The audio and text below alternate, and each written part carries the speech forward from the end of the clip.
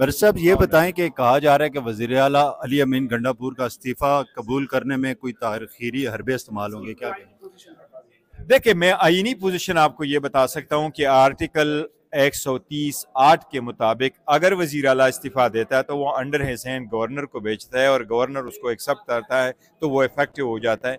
आइन के 17 आर्टिकल ऐसे हैं जिसमें एक टाइम टाइम फ्रेम प्रोवाइडेड है। 24 घंटे का प्रोवाइडेड है अगर कोई अरेस्ट हुआ है, 48 घंटे का प्रोवाइडेड है अगर वजीर आला का असम्बली तोड़ी जाए। तो असम्बली अगर गवर्नर जो है वो नहीं तोड़ता तो फिर वो असम्बली खुद ब खुद डिजॉल्व कंसिडर होगी आफ्टर 24 आवर्स, 48 आवर्स। इसी तरीके से जब स्पीकर के पास रेफरेंस आता है और स्पीकर उस रेफरेंस पे फैसला करके वो नहीं करता, उसकी 63A में वो 2 दिन के अंदर अंदर चला जाता है। लेकिन इस्तीफे के कबूल करने के लिए कोई टाइम फ्रेम आइन में नहीं दिया हुआ। लेकिन इसका मतलब ये नहीं है कि उस पर बैठे, इसका मतलब ये हुआ कि जब भी आपके पास वो आ जाए, इस्तीफा आ जाए, तो आप फौरन उस पर एक्ट अमल करें। मैं समझता हूँ इस्तीफा देना और इस तरह की चेंज लाना ये एक सियासी अमल है। पहली भी हुकूमत में हमारा ऐसा ही हुआ था, बुज़दार साहब ख़त्म हो गए थे, परवेज़ इलाही साहब वो आ गए थे। इसी तरीके से सिंध में मुराद अली शाह साहब आ गए थे।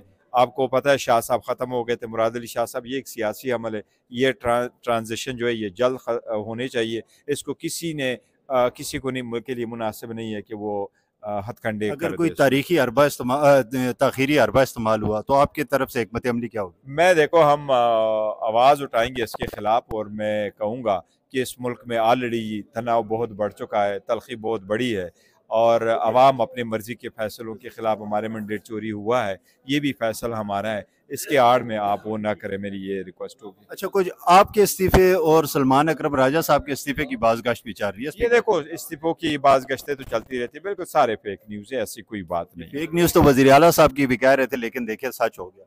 नहीं, वज़ीर आला साहब की किसी ने नहीं कहा था फेक न्यूज़ है। वो जो ही न्यूज़ आई तो जब तक कंफर्म ना हो तो वो है। हमारा ये कि एक पार्टी का एक स्ट्रक्चर है उसके मुताबिक, और हमारी पोजीशन, मेरी पोजीशन ऐसी है कि यहाँ इलेक्टेड पोजीशन है, यहाँ कोई नॉमिनेट होकर के नहीं बैठ सकता। लेकिन इतने बड़े फैसले में इमरान खान साहब ने आपको एतमाद में क्यों नहीं लिया?